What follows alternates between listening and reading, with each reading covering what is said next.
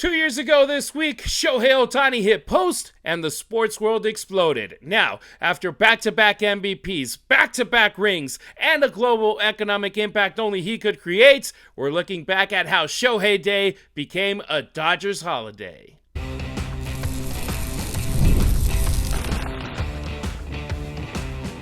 You are Locked On Dodgers, your daily Los Angeles Dodgers podcast, part of the Locked On Podcast Network, your team every day. What's up, everybody? I'm Harry Ruiz. That's Travis Rodgers, and it's time for Locked On Dodgers, part of the Locked On Podcast Network, now the #1 sports podcast network. On today's show, we're celebrating 2 full years since Shohei Ohtani chose blue over every other franchise on earth, and what that decision has meant for the Dodgers on the field, off the field, and at the box office. This right here, Travis, will definitely be fun. I've been looking forward to this all week long. I cannot wait to get into it on today's episode of Locked On Dodgers, brought to you by Gametime. Download the Gametime app, create an account, and use the code LOCKEDONMLB for $20 off of your first purchase. Travis is live every weekday, 3 to 6 p.m., steering the ship on the Travis and DeMarco show on 710 ESPN LA. And if you're not in LA or near a radio, you can listen right on the ESPN LA app on your phone. As for me, when I'm not calling touchdowns for USC and the Raiders in Spanish, I'm here with you talking Dodgers, breaking it all down every weekday.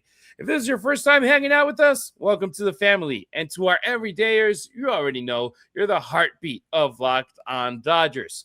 Are you checking us out on YouTube? Please like, comment, and subscribe. If you're tuning in on Apple Podcasts or Spotify, a 5-star review helps fellow fans find us. All right. 2 years of Shohei Day, the transformation of a franchise. 2 years. That's all it's been, but it feels like an era. December 9th, 2023, Shohei Ohtani posts on Instagram that he intends to sign with the Dodgers. 2 days later, December 11th, he officially signs the 10-year, $700 million mega deal that shook the entire sports world. This right here, Travis, is a franchise-altering contract, the largest we had ever seen until that point. And even then, nobody knew just how much was about to change for the boys in blue. Yeah, it's really something else that the $700 million that he signed for at the time felt gargantuan. Just felt like, oh my gosh, what in the world have we gotten to where, you know, a player is making $70 million a year, and then very, very quickly it felt like the steal of the century. It felt like they got him off the discount rack because of what he was able to do and come in and provide for the team. I like how you started it, Harry. I think it's such a great way to think about it, that it does feel like an era. It does feel like a period of time, a long period of time where he's been a part of this, like the way you think about the Fernando Valenzuela era, the way you think about the Oral Hershiser era, or the Mike Piazza era, or whatever your favorite, and Hideo Nomo, whoever your favorite Dodger of any particular, that infield of the 1970s, where I got introduced to the Dodgers with, you know, Steve Garvey, Davey Lopes, Bill Russell, and Ron Say. Like, we all have these points where it feels like it lasts forever, and it feels like that with Shohei. He's been here 2 years. What's so crazy to me, Shohei Ohtani's been in the major leagues for 8 seasons. He's won 4 MVPs, and it feels like he just got here in a meaningful way. And simultaneously, it feels like he's been in Los Angeles, or at least the real Los Angeles, not the Orange County Los Angeles, for a very long time. And we're just getting started. It could not have been any more impactful. It could not have been any more successful. And really, frankly, they're just getting started with him. Yeah, and that was my next point right here, because Ohtani had spent 6 years across the freeway or over in Orange County, where he had incredible talent, unbelievable numbers, but zero postseason baseball. When he wrote in, yeah, exactly. When he wrote in that Instagram announcement that his mission was to bring a World Series back to Los Angeles, that changed everything. And then, Travis, when we all heard $700 million, our minds were blown because we were talking about it just recently and our everydayers remember it.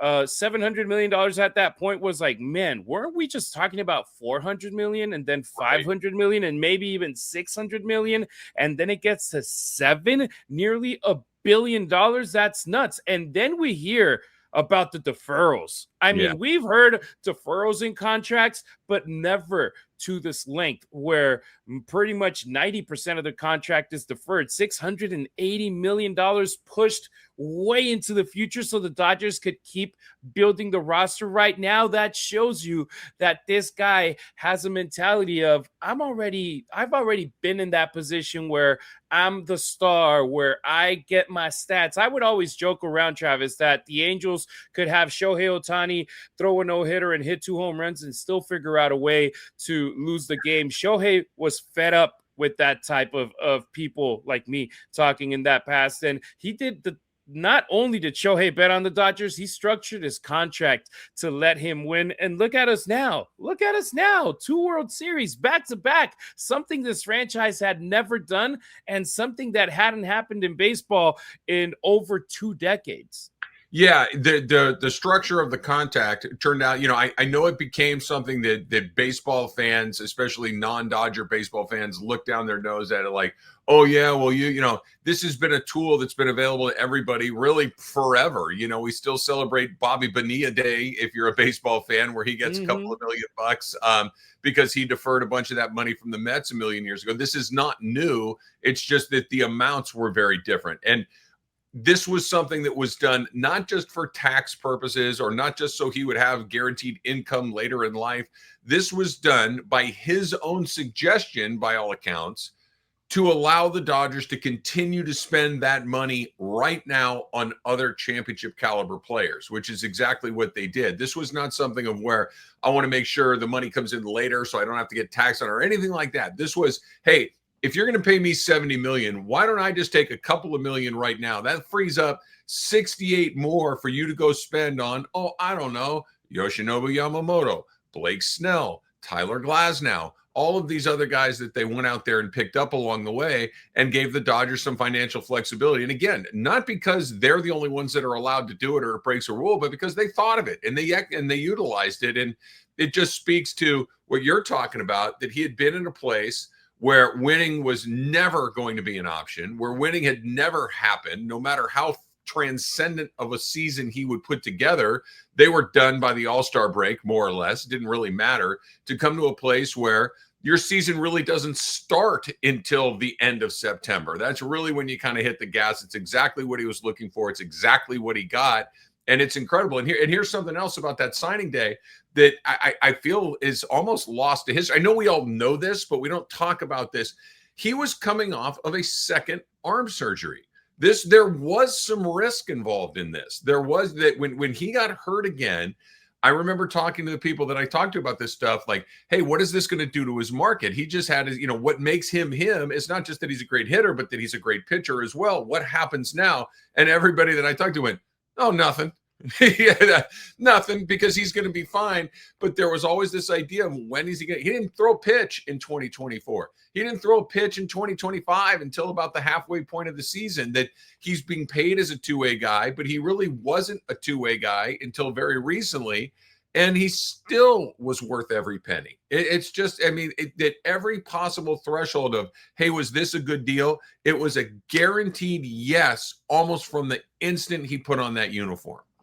And the crazy part is like, okay, Shohei won't be able to pitch in 2024. And Shohei's like, I'll help this team in any way, shape, or form that I can. His highest stolen base number before 2024, his first year with the Dodgers, was 26. He more than doubled it in 2024, going to 59. And that year one with the Dodgers was magic. Even though he was only taking at-bats as a DH, he won the National League MVP unanimously. He helped the Dodgers win a World Series. He played in October for the first time ever, and right then and there, just one season in, the dynasty talk had already began. And then in year 2, he returns to the mound. He goes balls to the wall, even though he can only pitch a couple of innings or 1 inning at first, and then he gets stretched out, and then he can go 5, another unanimous MVP. The Dodgers go back-to-back and cement this era as the most dominant run in modern Major League Baseball history. Because let's remember, since 98 through 2000, with the Yankees going three-peat, no other team in baseball had ever won back-to-back. The Giants could potentially be named, and I hate saying this because I just like the Giants with a passion, is that they're the closest to it with 3 and 5. I can't wait for the Dodgers to get a three-peat, Travis, so we don't have to hear those say 3 and 5 again. Yeah, no, look, 3 and 5 is impressive. Dodgers have 3 and 6, but 4 and 7 is better than 3 and 5. So they certainly have a chance to do it. And if they do it, then Shohei Ohtani is going to be right in the middle of it all over again, because he is the engine on this thing. And a team loaded with Hall of Famers. There's no question who's the best. There's no question who's the most important. There's no question who is the leader of this team. Question all of that is Shohei Ohtani. And they got a hell of a squad, Travis. Before Shohei Ohtani, they had a fantastic roster. Won the World Series. Yeah, but when you add Shohei Ohtani on it, it's the cherry on top, and it was the missing piece. And it's like, we're done, man. Nobody can go mano a mano with this team, because the Dodgers didn't just get a star.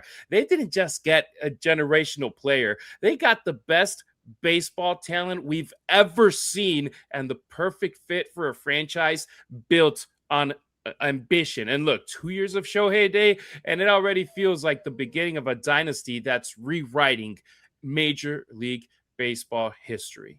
Yep, it has checked every possible box right away, and we're just getting started, and I cannot wait to see more. And look, we all know what Shohei does on the field, but what he's done for the Dodgers off the field, it's almost as unbelievable. The money, the marketing, the global takeover. Next on Locked On Dodgers, we're talking about the business of Ohtani. Spoiler, the Dodgers are printing money with him. The World Cup is coming back to North America for the first time since 1994. And with 48 teams for the first time ever, it's going to be massive. But let's be honest, getting tickets is usually the hardest part. That's why the Gametime app is clutch, finally giving fans a real advantage when it comes to snagging seats. With Gametime, you can track price drops in real time, get alerts when great seats open, and buy tickets the moment they hit the app. It puts the power back in your hands and makes going to the World Cup realistic instead of impossible. Pick a game, tap a section, and have your tickets locked in within minutes. No confusion, no hunting for fine print. Take the guesswork out of buying World Cup tickets and every match, concert, or event with Gametime. Download the Gametime app, create an account, and use code LOCKEDONMLB for $20 off your first purchase. Terms apply. Again, download the app, make an account, and use the code LOCKEDONMLB for $20 off. Swipe, tap, ticket, go. Download Gametime today. Thank you for making Locked On Dodgers your first listen of the day, and thank you for making Locked On the #1 sports podcast network. You already live your team every day. Now make it up a level and go ad-free. Join the Everydayer Club today and get Locked On Dodgers with no interruptions, members-only Discord access, and more, all for just $5 a month or $50 a year. Go to LockedOnDodgers.supercast.com or check the link in the show notes to learn more. The Ohtani economy, how Shohei paid for himself in record time. Shohei could join the Everydayer Club very easily, $5 a month. But I mean, $700 million.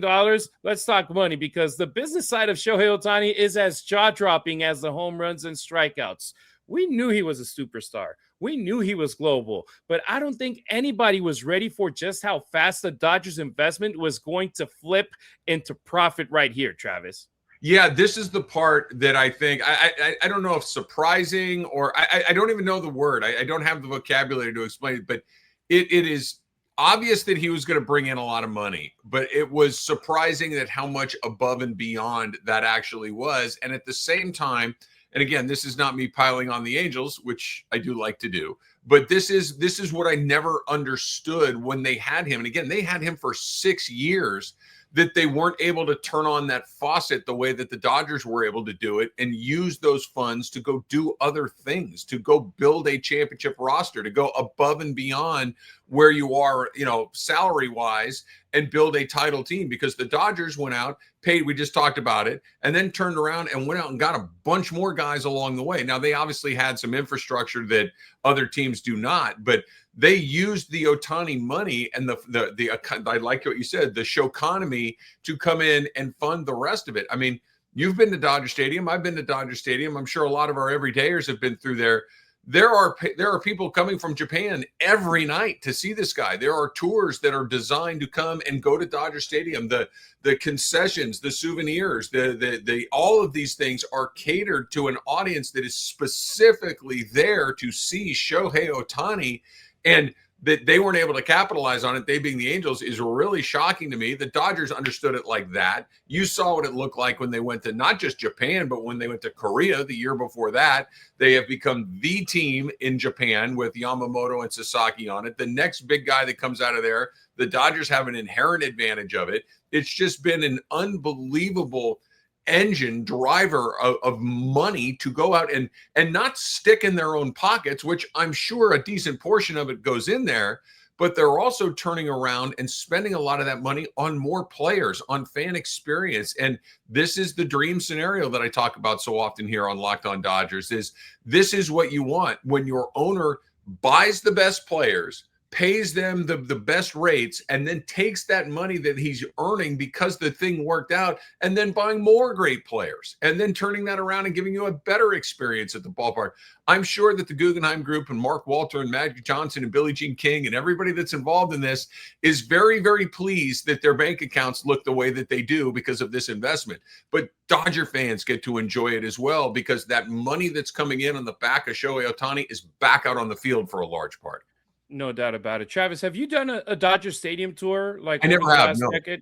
So No. I absolutely recommend you doing it. But what I was going to say is that I remember doing them in the past, and you had the option to do it in English or in Spanish. I took my parents once, and it was like, do you guys want it in Spanish? And they're like, no, let's do the experience in English. All right, cool. My parents are born in Mexico. They're great Spanish speakers. They also speak English, and I know that they prefer Spanish. Right now, the Dodgers, they have tours in English and Spanish like they've had for many years, but they added Japanese too, because they know that they're going to be having a lot of folks that speak Japanese that will come through those turnstiles and be able to enjoy that in their native language. Why? Because of Shohei Ohtani, because of Yoshinobu Yamamoto, because of Rocky Sasaki, Bailalo Rocky. I mean, all these guys, they're bringing in a new fan base the same way that Fernando Valenzuela did in 1981 with all the Latinos, with all the Mexican fans. It's just they open you to a new market and just a new fan base come into you. And like we said, it's unbelievable that the Angels,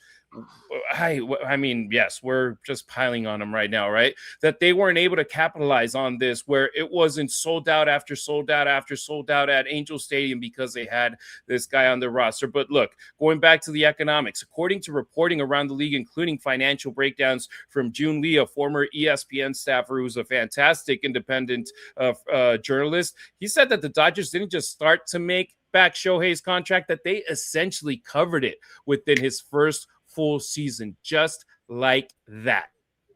Yeah, it really is. And there's the economy of it, the literal dollars and cents of what they were able to do. And to your point, that has been taken care of. Like that, this is like buying a house and getting a mortgage, and then all of a sudden you win the lottery. It's like, okay, I can just pay off the house right now, and I don't have to carry I can go spend this money that I had set aside for the mortgage on other things. And that's kind of what they're doing right now. But I think there's another part of this economy that isn't just dollars and cents. Like when you think about it, and you're telling the history of baseball, what is one of the things that always comes up, and it should, and it's incredibly important, not just to the history of baseball, but to the history of this country? It's Jackie Robinson, right? And what is Jackie? Every time you see Jackie Robinson, what's in the picture? A Dodger uniform.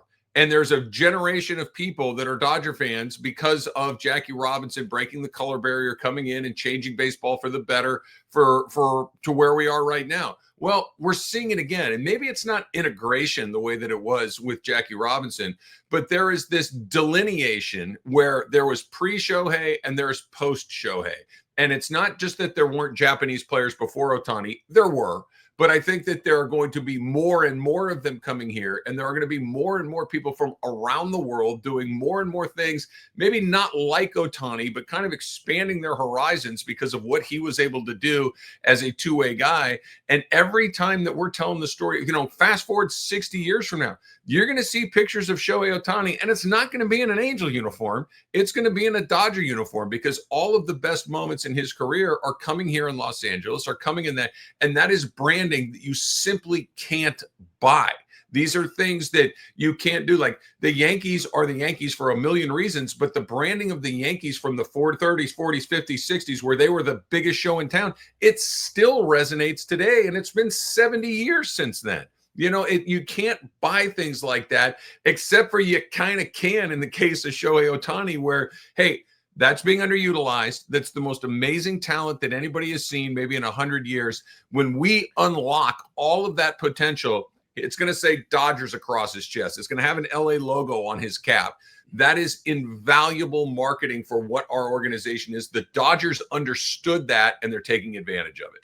Look, and some quick bullet points. One, global tourism explosion. You already mentioned it, but just to back it up, the Wall Street Journal highlighted that tourism from Japan to LA jumped nearly 90% after Shohei signed with the Dodgers, and Dodger Stadium has become a global destination, not just a sporting event destination, but global destination. Fans are just flying in to see him play, even for weekday games. Number two, massive new corporate sponsorships. The Dodgers inked major sponsorships with Japanese companies, including JTB, Cozy, the makeup brand that they did the celebration with, All Nippon Airways, even more. Brands wanted to be associated with Shohei. Probably not the Dodgers, not Major League Baseball, but Shohei Ohtani. There are superstars, and then there's economy shifting superstars, and Shohei is one of them. And last but not least, merchandise and ticket sales. You already know this part. The Dodgers have led baseball in attendance for now 13 years in a row. But with Shohei, they had their second highest attendance ever in 2024 and surpassed 4 million fans at Dodger Stadium for the first time ever in 2025. Merchandise explodes. Shohei's jerseys numbers shattered numbers globally. Every Ohtani bobblehead night might as well have been the Super Bowl, with fans lining up since early in the morning on those game days because, Travis, bobbleheads, it's usually, they tell you 40,000 bobbleheads, and the Dodgers were like, you know what? We have to give a bobblehead to every single person. If not, they're going to be lining up since 3 in the morning to guarantee getting a bobblehead. Yeah, no, they unlocked the power of Shohei's economy. It really is. And like you said, okay, we're going to give away a bobblehead, and there's going to be 50,000 people that come through to get here. And a very high percentage of them are going to be buying $22 Modelo Especials. And that's going to pay for a lot of that 70 million. I mean, it's not cheap to go to a Dodger game. It is not cheap to have a hot dog and a beer at a Dodger game. But what they do is they know that they're going to give you a first-rate experience. They know that they've got the best team, and they've got the single biggest star that this sport has seen maybe ever. It is really an extraordinary thing that they've done, and they figured it out from the jump, Harry. It didn't take them a couple of years to figure out how to unlock it. They unlocked it from the very first day. Yeah, the Dodgers, reportedly generated around $750 million in 2024 alone, and that doesn't even fully capture the ripple effect Ohtani created in Japan and across Asia. So when you got a guy that brands want him, that fans idolize him, that networks fight to televise him, and the Dodgers are the ones cashing it in, that right there shows you that's the type of investment that justifies spending $700 million in a contract before he even threw his first pitch coming back from surgery or even swinging a bat for your team. All right, coming up on Locked On Dodgers, we relive Shohei's absolute wildest Dodger moments, the historic games, the insane stat lines, the playoff madness, and never before seen performances in Major League Baseball. NFL Sundays move fast, really fast. We're talking one big play, and suddenly, wow, everything feels different. That's what makes live betting with FanDuel so incredibly exciting, because you're not just watching the game, you're reacting to it in real time. Because with FanDuel, you can place bets as the action is actually unfolding right in front of you. Every drive, every momentum swing, every highlight moment. And live betting is what makes the game when it really starts to shift. We're talking about that receiver getting hot. I mean, think about last night watching Thursday Night Football with Atlanta and Tampa. All of a sudden, the defense tightens up. A quarterback starts to panic, and the momentum flips like that after a turnover. And FanDuel lets you jump right in. Live spreads and money lines adjust instantly. Player props update as guys heat up. You can bet the next touchdown score, the drive results, totals, and more, because it's keeping you locked into every snap, every drive, and every possibility. So if you want to be right in the middle of the action this season, visit FanDuel.com and place your NFL live bets all season long. FanDuel, the game moves fast, and so can you. Don't forget to follow Locked On Dodgers not only on YouTube, but on X, Instagram, and TikTok as well. You can find Travis on social media at Travis Rodgers on X and Instagram. Meanwhile, I'm at Harry Ruiz on X, at Harry_Ruiz on Instagram, and at Harry Ruiz_ on TikTok. The Showtime greatest hits, the moments that shook LA. This segment right here is where we just appreciate the insanity of Shohei Ohtani as a Dodger, because when you list these moments out loud, they sound made up. And let's kick things off, Travis, chronologically. Joining the 40-40 club with a walk-off slam on August 23rd, 2024. Only Shohei Ohtani would join the 40-40 club by going yard with the bases loaded. He's the sixth player ever to get in the 40-40 club and the fastest. I mean, that was just nuts seeing that happen. He's one of those guys that even when the thing that seems most unlikely happens, you're like, well, yeah, of course he was going to hit a home run there. Of course he was going to go for. He wasn't going to hit his 40th home run in the third inning of a meaningless game. You know, it's going to be a walk-off. Of course it is. That's what he does. Yeah, he was the first Dodger ever to do it. Matt Kemp was super close in 2011. What was it? One home run away. He already had 40 stolen bases. That broke my heart that he didn't get there. But Shohei, he made a piece of cake. And by the way, 40-40, cool. 50-50, my God, September 19, 2024. And in what fashion? 6 for 6, 3 home runs, 2 steals, 10 runs batted in, creates the 50-50 home run club and becomes the first and only member of it. I mean, come on. That game in Miami was berserk.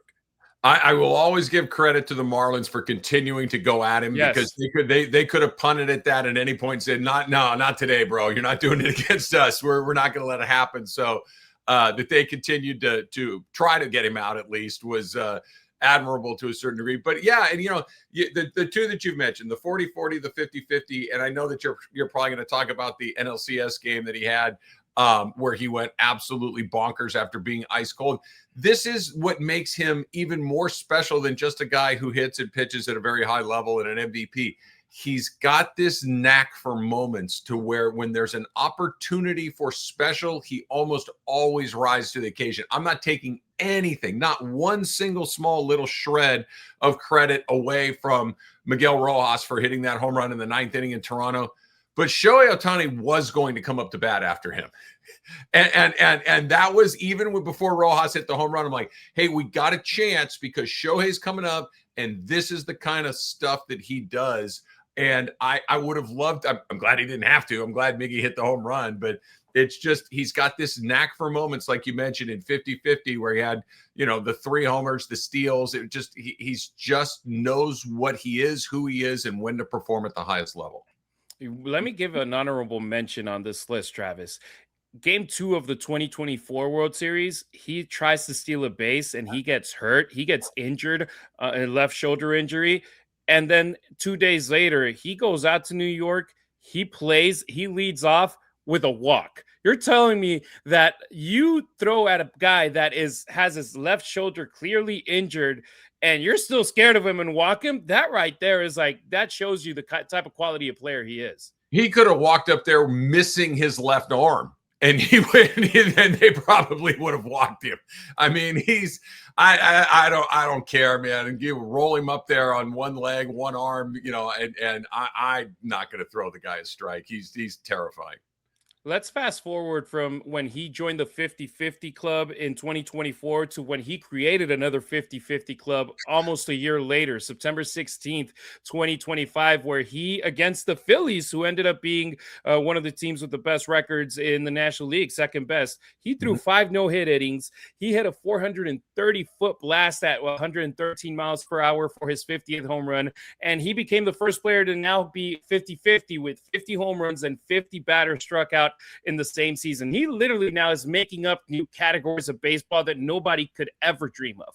No, I mean, it's stupid is what it is. And it's just every time he does something, it's like, well, that's never happened before. Well, of course it hasn't happened before. Like when they were comparing him to Reggie Jackson when he hit those 3 home runs in the NLCS games. Oh, well, Reggie hit 3 in the World Series. Yeah, how many innings did Reggie pitch in that game? How many guys did he strike out in that? It's like there are no comps to this stuff because no one has ever done this before. We've seen pitchers occasionally have, a great night at the plate where they'll hit a home run, maybe 2. Rick Wise back in the early 70s threw a no-hitter and hit 2 home runs.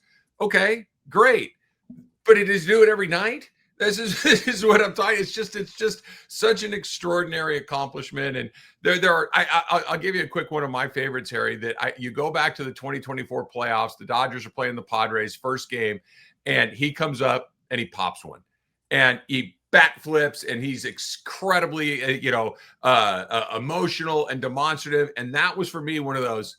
Okay, here we go. Now the Dodgers nearly blew the series. They went down 2-1. We all know how it ended, and it ended with some very good news. But his first postseason at bat, all of a sudden, it's like I've been waiting my whole life for this. And it's a lot of times there's pressure and expectations, and guys kind of wilt under those moments, and he just doesn't. He just always rises to the occasion. He's always got this incredibly calm exterior, and then something happens and he explodes and lets that emotion out. I love everything about it. Yeah, and there's people who complain, Travis, about, oh, he never hits in the clutch. He never does that. He hits home runs and blowouts, either Dodgers losing or Dodgers winning. I'm like, enjoy the moments. It's a 162 game season. Not every game is going to be a 1-run game where Shohei comes up to the plate with the opportunity to lock it or to end up taking the lead with it. You already mentioned it. Game 4, National League Championship Series versus Milwaukee, October 17th, 2025. One of the greatest performances ever. I ain't even going to say postseason performances, just performances ever. 3 home runs, 10 strikeouts on the mound, 6 scoreless innings. The Dodgers swept the Brewers. Ohtani won the National League Championship Series MVP just with that performance. He had been slumping, then he turned into a cheat code right there. That game right there, Travis, will always be etched in my mind. It was the night before USC Notre Dame, so I was in Michigan City, Indiana, and I took my equipment just in case something special happened to do a bonus episode of Locked On Dodgers on a Friday night, and it's the most watched episode in this channel's history with over 50,000 views on YouTube, where I was like, oh, damn, people want to hear just Shohei Ohtani talk, even if it's just in a hotel room with one guy with a microphone on his head. It was like nothing I've ever seen. We saw Freddie's home run. We saw Kirk Gibson's home run. If you're old enough to have seen that, you've seen some incredible moments. Oral Hershiser's great run through the postseason in the regular season in 1988. But it was the only time I've ever seen an environment, and I was out to dinner and at a restaurant near my home, and a restaurant that has TVs on, and every time he came up, the place just stopped cold at, hold on, let's see what's about to happen next. And he put on a show. The place went crazy. Everybody goes back to eat and do all their stuff. He goes back to pitch. Everybody stops, watches what he's doing. Another strikeout. No, okay. Everybody goes back to eating, drinking their beer, and having, he comes up to bat again. And it just kept getting higher and higher and higher. And he knows that. He can feel that. And he delivered every single time. It may simply be the greatest baseball game ever played by an individual. It probably is. By an alien when it comes to that. You're right. And close it out with World Series Game 3, one of the greatest World Series games ever, because this is the one that will live on for eternity. 2 home runs, 2 doubles, 3 runs batted in, 3 runs scored, on base 9 times, 4 intentional walks, an 18-inning classic that the Dodgers win on a Freddie Freeman walk-off home run. People will tell their kids that they watched this game. It was that legendary. Yeah, and then to the crowd that thinks he doesn't hit in the clutch, go back and rewatch that, because he's the reason that game went into extra innings, is because he kept getting doubles and home runs and they couldn't get him out along the way. It's the only time, I will say this, it's the only time that I've ever seen him look kind of sort of human the next day. He looked exhausted, and by being on base 9 times, not a huge surprise, but it was like, oh, maybe he actually isn't from Mars or Jupiter or wherever he comes from. Maybe he actually is a human being, because he was tired for the first time I had ever seen him, and who wouldn't be? Hey, next year we got another appointment to do another Shohei Ohtani special, 3-year anniversary, Travis. Done. Right? Done. Annual event. Exactly. All right. Thank you so much for making Locked On Dodgers your first listen of the day. And thank you for making Locked On the #1 sports podcast network. We'll be back on Monday with Christmas fast approaching. What's on your list to Santa for the Dodgers 2026 season, Travis? Health. Exactly. Well, did the Locked On Dodgers make your Spotify Wrapped? Prove it on social media to secure a free month of our brand new Everydayer Club. Just tag our National and Locked On Podcast Network account on any social platform and we'll drop you a code.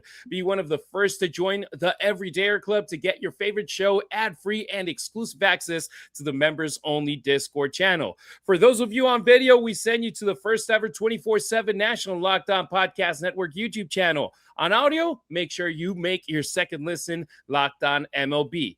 Travis and I appreciate you riding with us. Until next time, keep it real, keep it Dodger Blue.